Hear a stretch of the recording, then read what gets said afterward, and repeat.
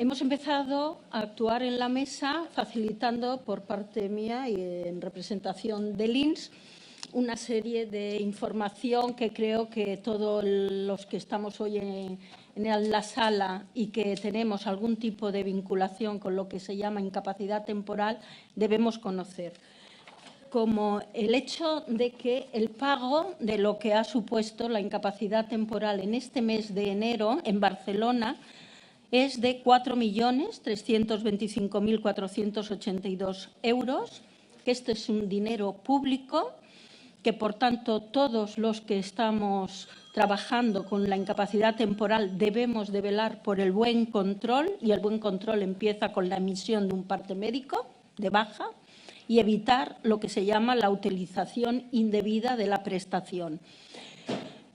El motivo de haberse dictado el Real Decreto 625/2014 no da a conocer hechos nuevos, sino simplemente modifica determinados aspectos, pero que es muy suave a pesar del rebomborio que ha causado en sí. Posiblemente es que no se estaba aplicando todo lo que era menester en nuestra comunidad autónoma, vamos a decirlo así, y el fin del Real Decreto no es otro que evitar molestar a un trabajador que tiene quebrantada su salud y, por tanto, tiene perfectamente justificada la ausencia de un puesto de trabajo.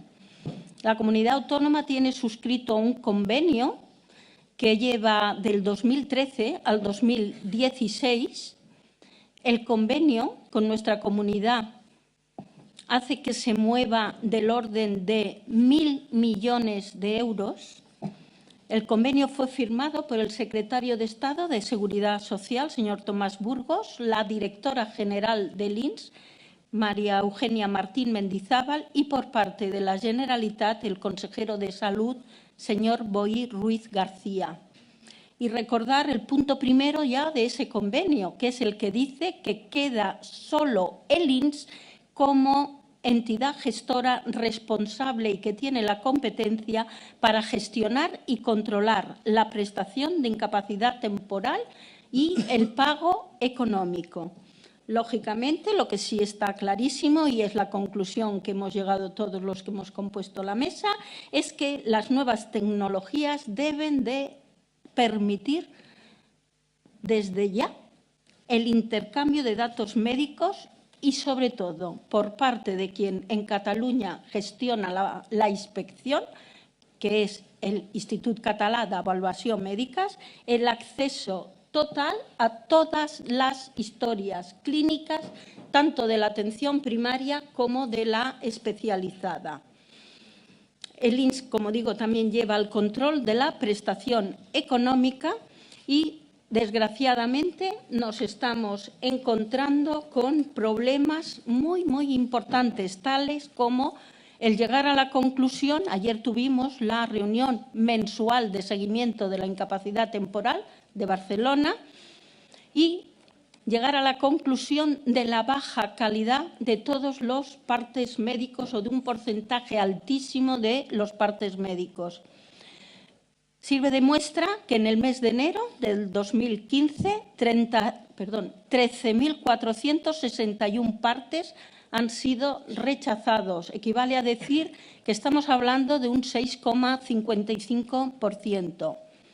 1.754 partes han dejado de ser grabados en enero del 2015 por parte del Servicio Público de Salud. De haber estado ya implantada la liquidación directa que Tesorería General de la Seguridad Social tiene previsto en un par de meses, nos hubiéramos encontrado con un verdadero problema, tanto para las empresas como los pacientes, como para la tesorería, para el INS, para las mutuas. Un verdadero galimatías que, sinceramente, no sé cómo podríamos hacer frente.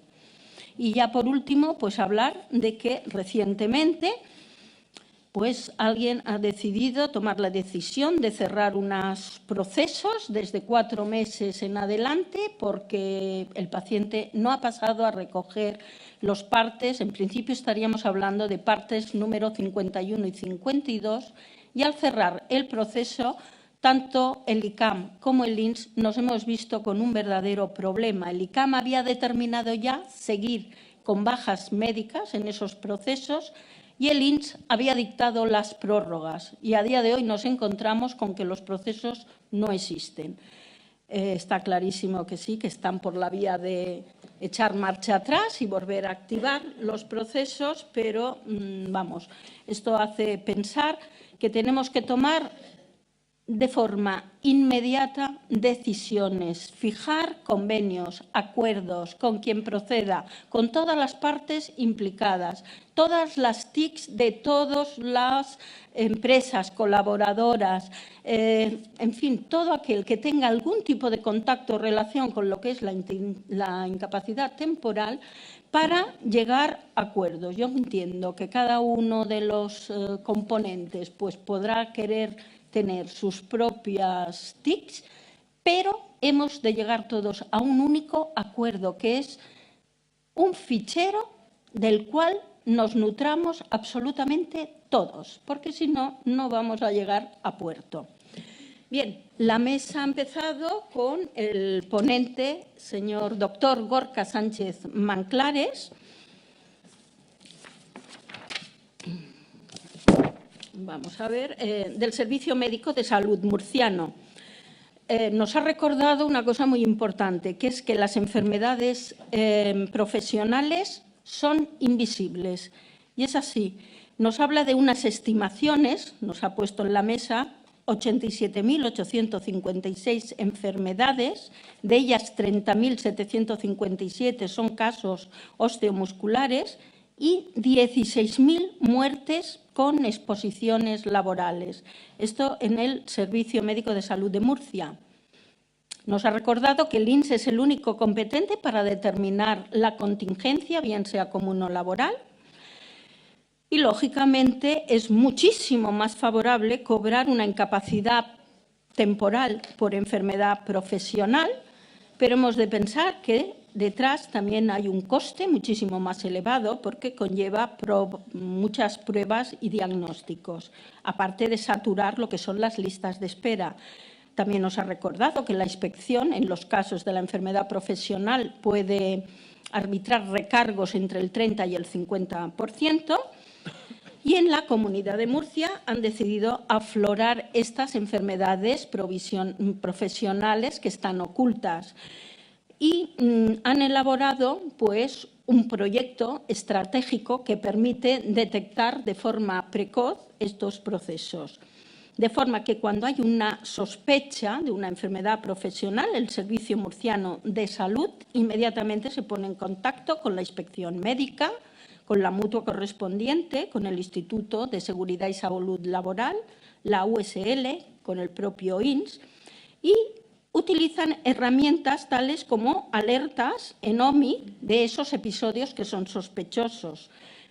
Cuando ocurre esto, automáticamente se abre un protocolo donde el médico no tiene ni que cumplimentar nada porque directamente recoge toda la información del paciente.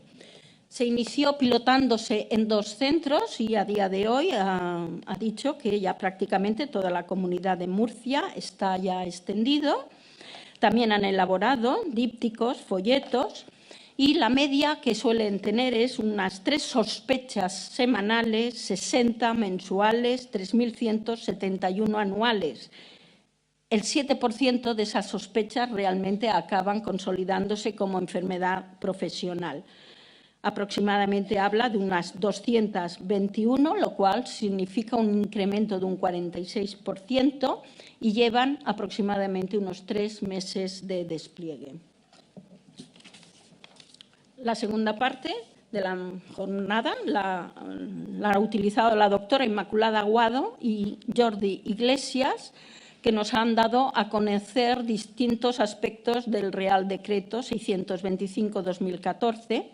Nos recuerdan que debía de haber entrado en vigor el 1 de septiembre, pero que aún no ha salido la orden de desarrollo. Se aplica el Real Decreto 625 durante los primeros 365 días en los procesos de IT y excluye a las Fuerzas Armadas, funcionarios civiles de la Administración del Estado y personal de la Administración de Justicia. El comunicado nuevo de baja ha de cubrir unos datos que son obligatorios. Amén de los que son ya cotidianos para todos ustedes, se han incorporado dos nuevos, que es el Código Nacional de Ocupación y también la fecha próxima en que ha de pasar reconocimiento médico. Todos los médicos tendrán a su disposición las tablas de duración óptimas y así podrán extenderse también los partes de confirmación, que podrá extenderse parte de baja y alta el mismo día. Se distinguen los procesos de menos de 5 días, los que están entre 5 y 30 días, los de 31 a 61 y más allá de 61 días. Cuando entramos en procesos de 31 a 61 días, el día 35 hay que emitir un informe. Y lo mismo cuando llegamos al día 49. Pero, a ver, estos dos informes tienen que ser extremadamente escuetos, es una línea y media, dos, simplemente para justificar que se sigue con el proceso de IT. Posteriormente, cada 30 días, la inspección, en este caso, hará un informe de control trimestral, en este caso en Cataluña será el ICAM. El ICAM, que accederá, lógicamente, a los historiales médicos, tanto de primaria como de la especializada. El IDEAR que nos ha planteado el ICAM pues es una petición similar a la que pide, a la que demanda el INS. Necesitamos un plan de sistemas, que ellos han bautizado Plan de Sistemas ICAM, que la utilice toda la atención primaria, la utilicen las mutuas, los historiales médicos, todos los médicos y el INS. Estaría compuesto por lo que ya es común aquí en Cataluña, los que son de fuera a lo mejor, es el sistema SIGIT, con toda la relación de expedientes y todos los documentos que conlleva. Posteriormente, Jordi Iglesias, que es el encargado de los proyectos TIC del ICAM, nos ha mostrado cuál es el circuito de los envíos de partes y, claro, nos ha hablado de los distintos sistemas informáticos, el ECAP, el OMI, el GOUN, el HP, etcétera. Todos envían partes al SIGIT, el SIGIT es el ICAM, por decirlo, y el SIGIT envía diariamente también los partes al INS. Pero el INS resulta que también se nutre de los partes que envía la tesorería. Y aquí es donde, de la tesorería y los que envían las propias empresas. Y aquí es donde hemos entrado en el conflicto. Es imposible llegar a que los partes que están enviando las empresas o la información que nos remite la propia tesorería no coincide con la información que nos llega por la parte del SIGIT. Y deben de coincidir, porque si no nos encontramos con los problemas que he recogido al inicio. También las mutuas tienen que tener y recepcionar todos los partes de accidentes y enfermedad profesional y volcarlos en el SIGIT.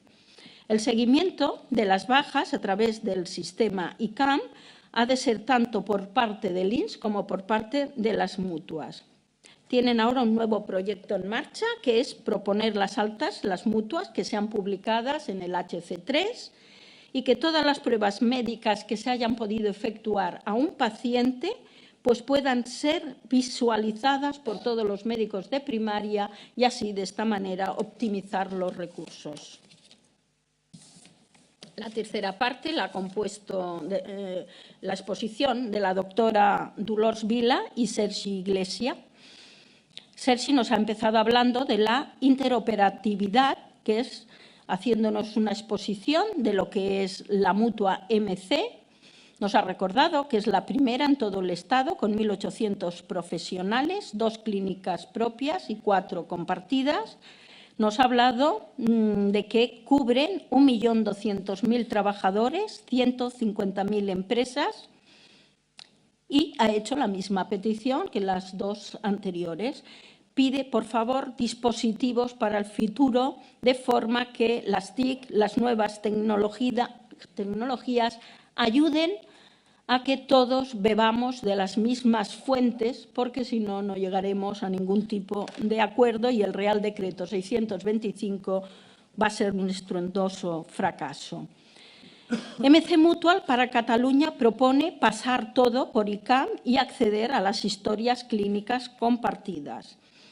A nivel asistencial, pues disponen de muchos accesos, como el Delta, CEPROS, etcétera, pero sobre todo pide el acceso total al HC3, la historia clínica compartida y sin ningún tipo de reservas.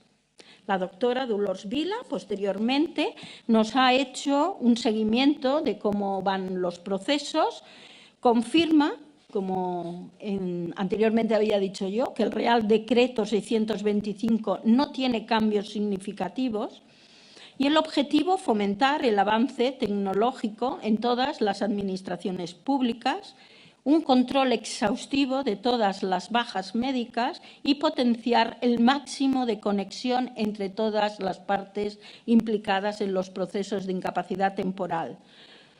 Cuando entre definitivamente en vigor el Real Decreto, también entrarán en vigor las llamadas tablas de duración óptimas, que irán un poco en función de la edad y la actividad que desarrollan los pacientes.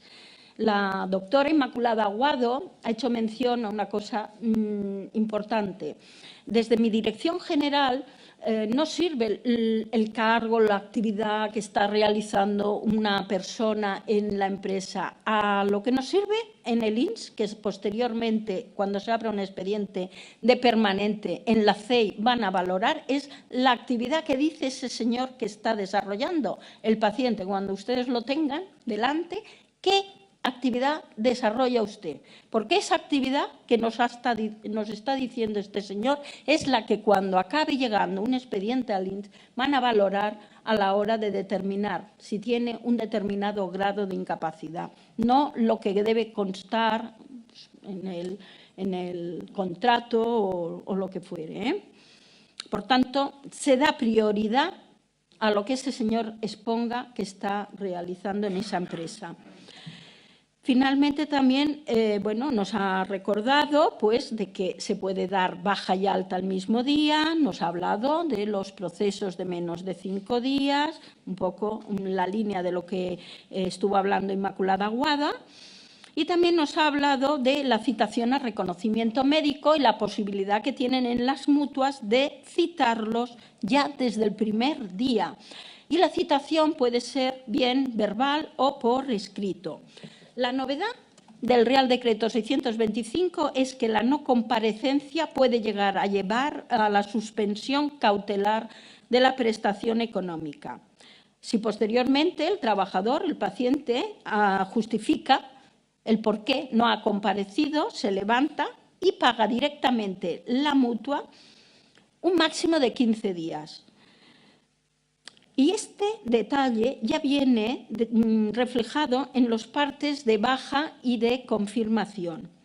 Si en 10 días esa persona no ha alegado nada, podemos proceder a la extinción de la prestación de incapacidad temporal y deberá notificarse tanto al Servicio Público de Salud como a la empresa, como a la Tesorería, al paciente y al INS. Bueno, nos ha también comentado que tanto el Servicio Público de Salud, el ICAM, el INS, las mutuas, que va circulando por ahí información, pero que no toda la información que corre es del todo correcta. Tenemos que tener mucha precaución en utilizar medios que protejan de alguna manera, o sea, la Ley de Protección de Datos ante todos. Por tanto, enviar por fax o por cualquier medio que no esté encriptado un informe médico es extremadamente peligroso. La Ley de Protección de Datos se ha de salvaguardar siempre. Las novedades que nos ha hablado respecto a las propuestas del alta es de que tienen que ser todas motivadas con argumentos del por qué esa persona no está incapacitada para el trabajo. Además, deberán de ser comunicadas expresamente al trabajador por escrito y dirigirla también a la inspección médica, al ICAM, en este caso en Cataluña, a través del GEA. En el resto del país Si la inspección no contesta en el plazo de 5 días, se puede recurrir al Instituto Nacional de la Seguridad Social. ¿Por qué? Porque allí tienen sus propios médicos del EBI. Aquí en Cataluña el INS no tiene médicos. La función inspectora la realiza el propio ICAM. Luego es un poco ridículo que se dirijan al INS. Aquí se ha creado un vacío que sinceramente estamos esperando a las órdenes de desarrollo a ver cómo podemos acabar de concretarlo. Y ha acabado, pues, pidiendo lo que durante toda la exposición ha hecho, que las mutuas no tienen accesos a las historias clínicas del paciente, pero sí acceden a la información médica del proceso de IT, y sería conveniente, pues, que todos dispusiéramos de la misma información para, de alguna manera, también hacer mucho más rentable lo que es la incapacidad temporal. Y esto, pues, ha sido todo, lo de la mesa 1. Seguimos con las conclusiones. Ahora estamos un poco cansados, ¿eh? Seguimos con las conclusiones. La siguiente mesa, Óscar Solans, sustituyendo al doctor Francesc García Cuyàs, y con muy buen tino, lo ha hecho muy bien, sin haberlo preparado. Muchas gracias. Nos ha moderado la mesa de estándares de interoperatividad, que ahora nos dará las conclusiones que se han tomado. He apuntado 4 cositas, o sea que hemos hablado en la primera ponencia, yo mismo he presentado lo que es el proyecto ISIS-CAT, que es una plataforma de interoperabilidad que ponemos al servicio de todos los proveedores y que se ha puesto en marcha a partir del 2014 con un proyecto a 5 años, en el cual lo que se intenta es trabajar el proceso asistencial. Tenemos historia clínica compartida como gran repositorio de información en el sistema catalán. Tenemos la Meva Salud, que es el proyecto, la visualización que tiene el ciudadano de todos estos datos y donde ahora le estamos poniendo servicios también para que interactúe con el sistema de salud. Y ahora lo que nos faltaba por trabajar era el proceso asistencial, y aquí es donde hemos explicado un poquito la plataforma, y lo que pretende es acabar llegando a los proveedores que trazan procesos asistenciales con otros proveedores vecinos, y esta plataforma lo que intenta conseguir es digitalizar y poner reglas de juego únicas con una estandarización de toda la información y una automatización de esos procesos para que sean muchísimo más fáciles para los profesionales. Esta plataforma tiene 4 módulos importantes, 4 grandes módulos. Uno es un módulo de proceso asistencial, otro de proceso de diccionario clínico, porque hay que estandarizar y catalogar todo para que todos hablemos el mismo idioma, para que todo esto sea factible con tantos sistemas de información que tenemos.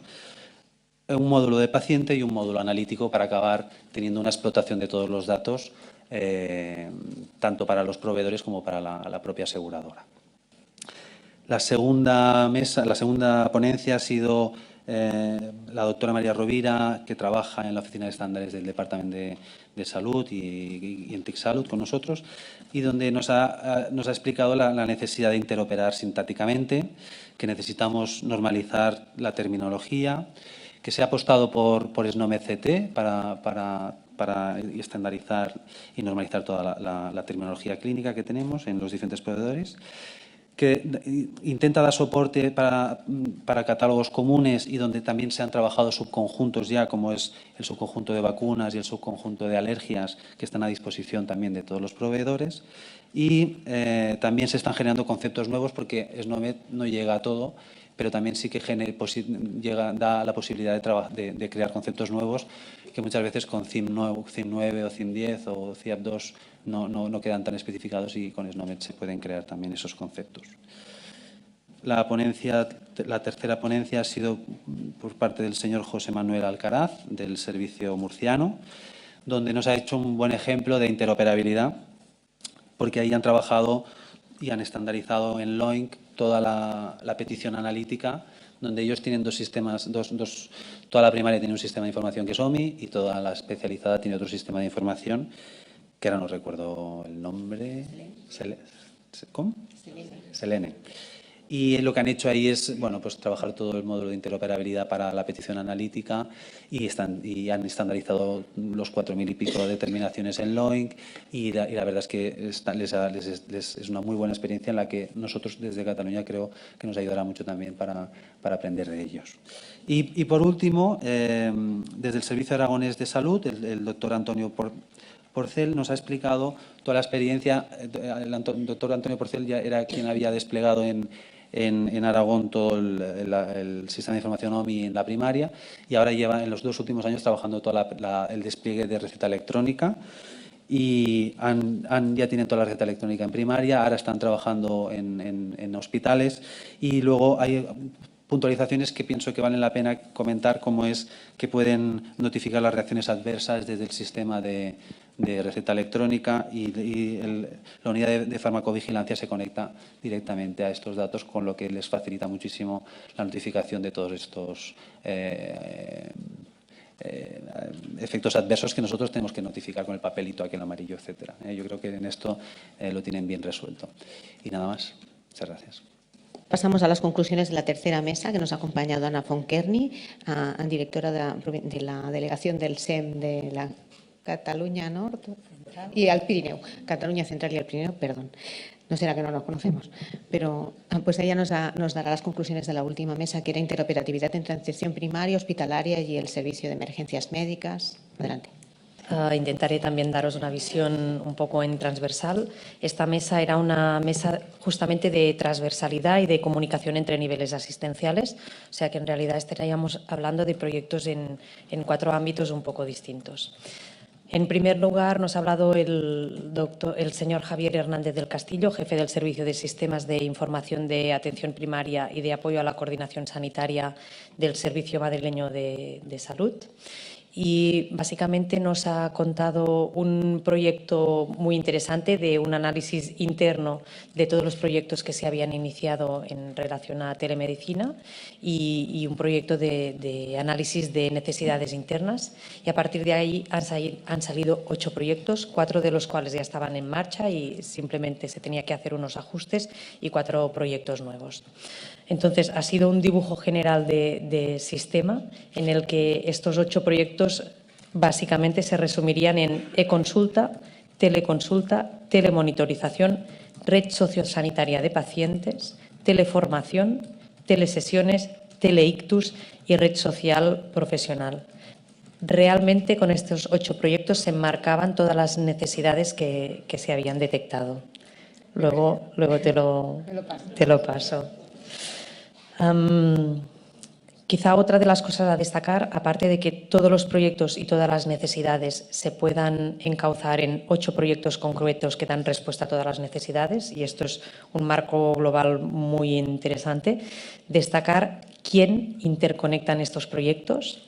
Y básicamente están todos los niveles asistenciales a nivel de salud, ámbitos sociales, incluso ámbitos tan distintos como prisiones, con lo cual era un proyecto realmente con un marco muy interesante.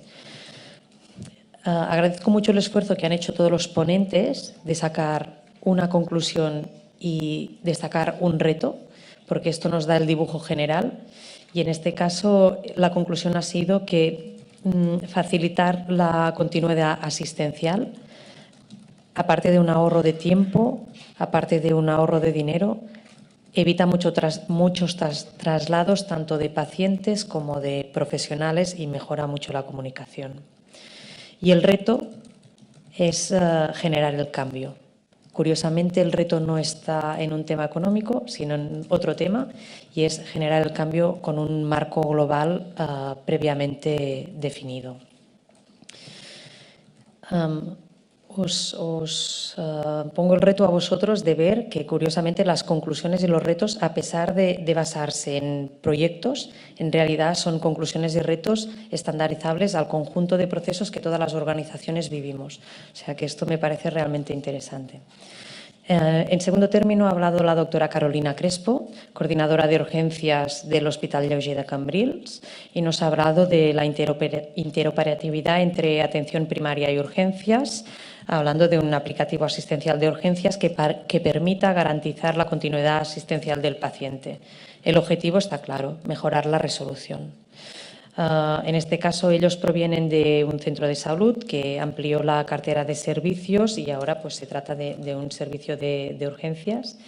y con unas peculiaridades y con una cartera de servicios concreta, pero básicamente se trata de un cambio de paradigma en cuanto a la atención a los pacientes y a la cartera de servicios. Básicamente han tenido que hacer una adaptación del OMI-AP a un OMI-AP de urgencias, sobre todo en que les permitiera tener un conocimiento en tiempo real de los pacientes que están siendo atendidos, porque a diferencia de atención primaria, que vemos un paciente y cuando terminamos vemos a otro, como servicio de urgencias estamos atendiendo simultáneamente a varios pacientes. Y esto evidentemente implica una serie de cambios en el aplicativo. El reto ha sido, una vez conseguido esto, mantener la agenda de enfermería y también incorporar el hospital de día. Y ahora están en el paso de pasar al OmniWeb y aquí hay otra serie de retos, ¿no? Tener una codificación en color de los pacientes que tienen pendientes de ser atendidos, cuánto tiempo llevan en el servicio de urgencias, por ejemplo. O sea que claramente vemos que tienen unas necesidades distintas y esto tienen que encontrar la forma de encauzarlo. El reto, facilitar al profesional la integración de toda la información visible en la pantalla, con descarga automatizada del máximo de información para que el profesional no tenga que ir transcribiendo. Un ejemplo son las constantes que toma enfermería, que ya automáticamente queden descargadas en el informe médico de urgencias. Y uno de los problemas que tienen ahora es poder visualizar los antecedentes mientras están trabajando en relación a ese paciente. Como conclusión, lo que os decía antes, a partir de pequeños proyectos, conclusiones y retos que en realidad son globales. Los cambios son difíciles, pero se consiguen, porque han tenido 2 grandes cambios en muy poco tiempo. O sea que esto es una conclusión interesante para el conjunto. Y el reto, que todo el mundo trabaje igual y que la aplicación realmente esté adaptada a las necesidades de los profesionales. El doctor Javier Clous, coordinador de OmniAP, de la Gerencia de Atención Primaria, del Servicio Cántabro de Salud, otro tema totalmente distinto, un proyecto de interoperatividad de atención especializada a atención primaria e informes hospitalarios. Realmente nos ha dado envidia en algunas partes que nos ha comentado. Deciros como base del proyecto, para entender un poco lo que nos ha comentado, que el visor de atención primaria es visualizado por parte de todos los profesionales sanitarios. O sea que todos fuera de la atención primaria, tienen visor, incluso tienen posibilidad de hacer anotaciones a este visor. Cuando digo todos, quiero decir especializada, consultas no presenciales, urgencias de hospital, urgencias de atención primaria, el INS y la inspección médica. A partir de aquí, solo destacar 3 partes de todo este tema, o 3 temas. Uno es el informe manual, y es que desde cualquier de estos visores se puede generar un pequeño informe que será visto por parte de atención primaria a modo de alarma. Luego os cuento un poco más. Otros informes automatizados, como segundo tema, informes manuales a modo de anotación, informes automatizados que serían, por ejemplo, radiología, ingreso hospitalario, en el sentido de simplemente notificar al equipo de atención primaria que ese paciente ha sido hospitalizado y el motivo, como información reducida pero también automatizada. Evidentemente el informe de alta hospitalaria, el informe de alta de urgencias, incluso para las matronas el informe de alta de parto. ¿Vale? Y como tercera parte, un tema de mensajería, que en este caso es únicamente unidireccional, de atención especializada a atención primaria. Doctor, ha quedado una pregunta al aire que le harán unos compañeros, que ha sido si aparte de los informes se pueden visualizar imágenes. Lo digo porque creo que lo van a cortar en el pasillo para preguntarle esto. Entonces, como conclusiones, una vez más, conclusiones globalizables, las ventajas de la información escrita, del contacto precoz, de la continuidad asistencial, de la optimización de tiempos y de la reducción logística que implica el papel. El hecho de estar interconectados desde todos los puntos que les he comentado antes. El reto, que la comunicación sea bidireccional, porque, como he comentado, de momento era una comunicación unidireccional y esto tiene unas dificultades.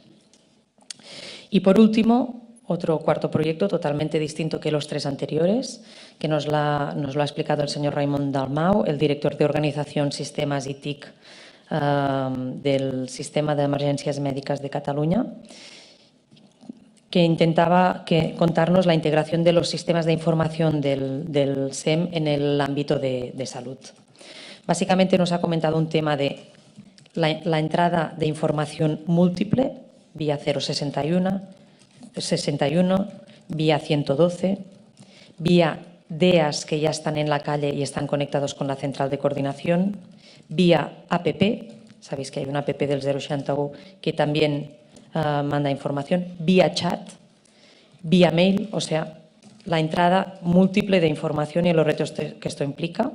Como segunda parte, el procesado de información y el hecho de tener acceso a la historia clínica compartida, cómo ha modificado la disponibilidad de información y la toma de decisiones basada en una información previa.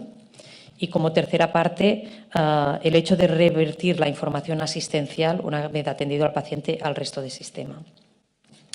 Aquí buscaban básicamente para el profesional que el acceso sea online y que tenga el mínimo de procesos manuales, que la mayor parte de procesos sean automatizados, que haya una consulta automatizada de historia clínica compartida para identificar al paciente y poder hacer una consulta automatizada sobre si ese paciente está etiquetado, por ejemplo, como PCC o MACA, y por lo tanto va a modificar una serie de intervenciones.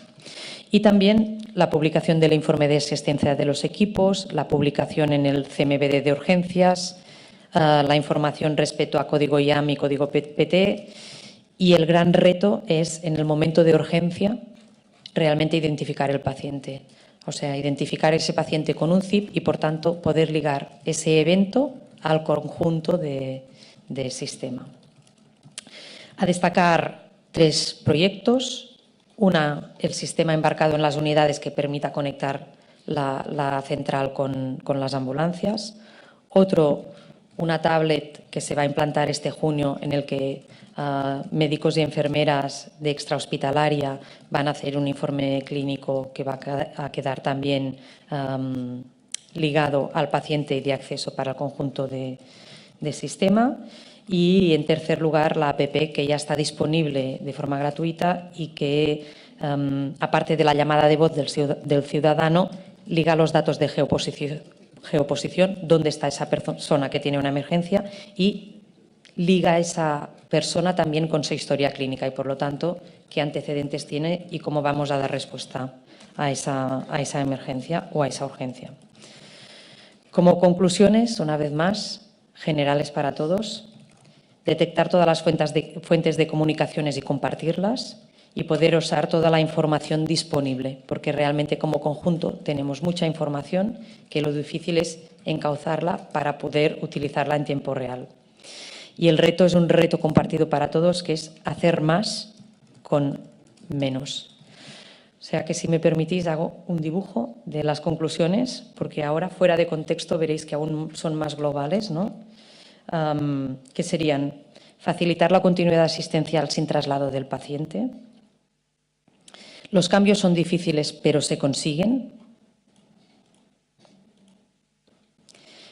Información escrita, contacto precoz, continuidad asistencial, optimización de tiempos y reducción de la logística del papel gracias a la interoperatividad. Y detectar todas las fuentes de información, compartirlas y poder usar en tiempo real la información disponible. Muchas gracias. Muchísimas gracias por haber participado y ayudarnos en la jornada. Y seguimos ahora con la última mesa, para un poco más OMI. Esta es más centralizada en OMI. Muchas gracias.